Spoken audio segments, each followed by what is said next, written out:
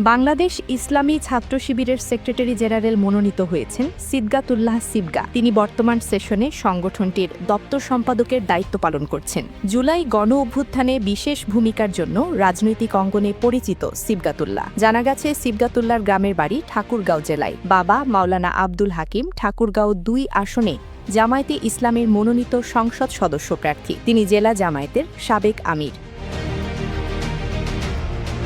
সিবগাতুল্লাহ আলোচনার কেন্দ্রবিন্দুতে আসেন জুলাই গণ অভ্যুত্থানের পর তার ছাত্র শিবিরের ঢাকা বিশ্ববিদ্যালয় শাখার সাবেক সভাপতি হওয়ার পরিচয় সামনে আসলে। ওই সময় তিনি সংগঠনটির কেন্দ্রীয় সাহিত্য সম্পাদক ছিলেন। এর আগে কেন্দ্রীয় শিক্ষা এবং প্রকাশনা সম্পাদকও ছিলেন তিনি।